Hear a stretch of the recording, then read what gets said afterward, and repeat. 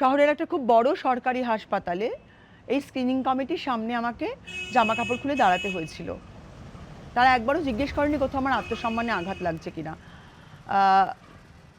মানে আনফর্চুনেটলি আমি ইউজুয়ালি কাঁদি না এরকমভাবে।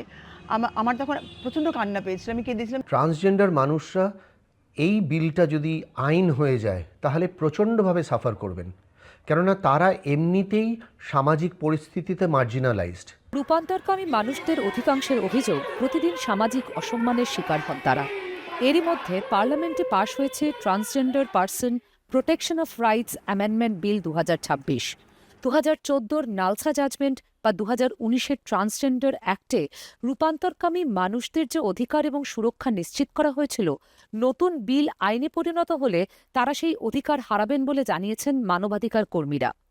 যেই ট্রান্সজেন্ডার অ্যাক্ট 2019 ছিল, সেখানে ট্রান্সজেন্ডারের যে ডেফিনেশন ছিল সেই ডেফিনেশনটা খুব ইনক্লুসিভ ছিল।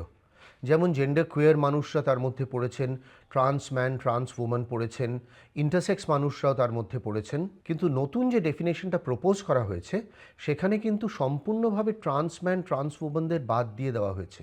আগের আইনে রূপান্তরকামী মানুষরা লিঙ্গ নির্ধারণ করার অধিকার পেতেন। অভিযোগ, নতুন বিলে সেই সুযোগ দেওয়া হচ্ছে না। আগের লেজিসলেশনে সব থেকে বড় কথা, সেখানে লিঙ্গ স্বনির্ধারণের যে অধিকার দেওয়া হয়েছিল সেই রাইটসটাকেই পুরো নস্যাৎ করে দেওয়া হয়েছে। এখন যেটা হয়েছে নতুনে, সেখানে একটা স্ক্রিনিং কমিটি বসানো হয়েছে, মানে খবরদারি করা হবে আপনার ওপরে, এবং সেখানে শুধু স্ক্রিনিং কমিটি বসানো হয়েছে তাই নয়, স্ক্রিনিং কমিটি আপনাকে জাজ করবে, তারা ফিজিক্যালি জাজ করবে, করে তারা বুঝবে যে যদি আপনি ট্রান্সজেন্ডার হন, মানে this is really very ridiculous as well as it is very unscientific. কতটা ট্রান্সজেন্ডার সেটা প্রমাণ করার কোনো রকম কিন্তু কোনো প্রভিশন নেই, কোনো ডায়াগনোসিস নেই।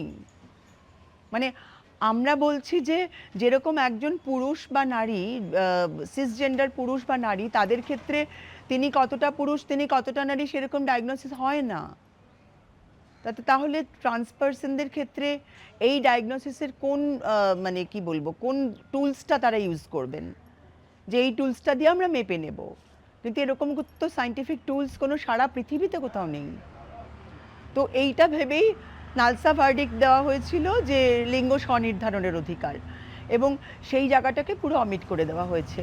তিস্তাদের আশঙ্কা, তারা রূপান্তরকামী কিনা তা পরীক্ষা করার কমিটি তৈরি হলে তাদের অসম্মান বহুগুণ বেড়ে যাবে। এই যে স্ক্রিনিং কমিটির অশিক্ষা এবং তাদের যে অসৎ উদ্দেশ্য, এটা কিন্তু আমি আজকে তো হচ্ছে, অফিসিয়ালি হচ্ছে, আনঅফিসিয়ালি কিন্তু আমার সময় থেকে চলছিল। শহরের একটা খুব বড় সরকারি হাসপাতালে এই স্ক্রিনিং কমিটির সামনে আমাকে জামা কাপড় খুলে দাঁড়াতে হয়েছিল। তারা একবারও জিজ্ঞেস করেনি কোথাও আমার আত্মসম্মানে আঘাত লাগছে কিনা। মানে আনফর্চুনেটলি আমি ইউজুয়ালি কাঁদি না এরকমভাবে।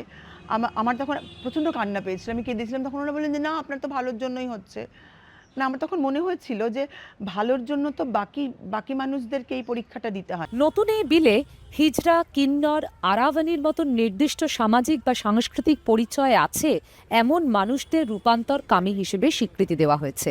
তবে তাদেরকেও এই স্ক্রিনিং কমিটির সামনে রূপান্তরকামিতার পরীক্ষা দিতে হবে কিনা তা এখনো স্পষ্ট নয়। এখানে শুধুমাত্র কয়েকটি সোশিও কালচারাল আইডেন্টিটিকে ট্রান্সজেন্ডার আইডেন্টিটি বলে এখানে এস্টাবলিশ করা হয়েছে, তাদেরকে সেই স্বীকৃতিটা দেওয়া হয়েছে। লাইক হিজড়া পেশায় যারা আছেন, অন্যান্য স্টেটে যারা আছেন, যোক্তা, তারপরে আরাভানি।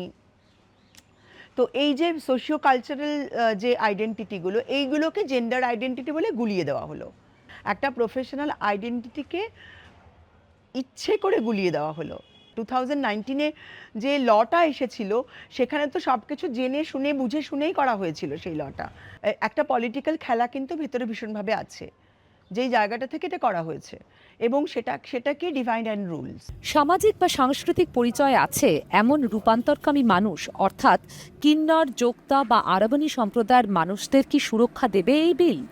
আইনজ্ঞদের মত, তাদের সুরক্ষাও নিশ্চিত নয়, বরং সামাজিক এবং প্রশাসনের হাতে এদের প্রতি বৈষম্যের নতুন অস্ত্র তুলে দিতে পারে নতুন এই বিল।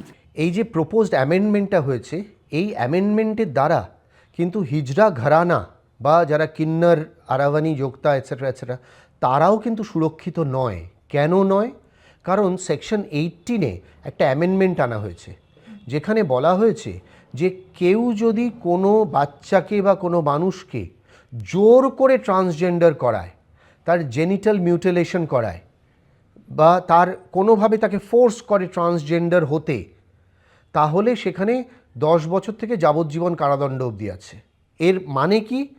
এর মানে হচ্ছে পুলিশের হাতে এই অস্ত্রটা দিয়ে দেওয়া হলো যে সে যে কোনো কিন্নর বা হিজড়া যেই ঘরানাগুলো আছে, যেই থাকার জায়গা তারা একসাথে থাকে, সেইখানটায় সে রেইড করে বলতে পারে আমার কাছে খবর আছে যে এখানে এরকম করা হচ্ছে, এবং সেখানে কিন্তু একটা অর্থনৈতিকভাবে তাদের এক্সপ্লয়েট করার জায়গা তৈরি হয়ে গেল।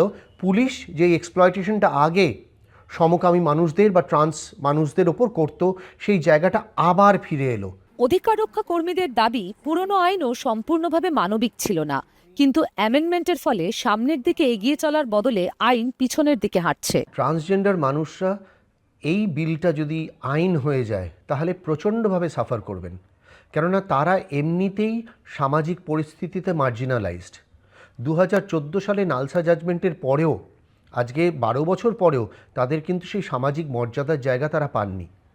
এই বিলটা পাশ হলে পর কিন্তু তারা এবং একটা মেজর সেকশন তারা ট্রান্সজেন্ডার হিসেবে আইডেন্টিফাই করতে পারবেন না নিজেদের, এবং ট্রান্সজেন্ডার অ্যাক্টে যা যা প্রোটেকশন দেওয়া হয়েছে বা যা যা রাইটস দেওয়া হয়েছে সেগুলো কিন্তু তারা আর পাবেন না। সুপ্রিম কোর্টের অ্যাডভাইজারি কমিটি কেন্দ্রকে এই বিলটি প্রত্যাহার করতে অনুরোধ করেছে। এরই মধ্যে বুধবার পার্লামেন্টে পাশ হয়েছে বিলটি। তবে মানবাধিকার কর্মীরা আরও বড় আন্দোলনের পথে নামবেন বলে জানিয়েছেন।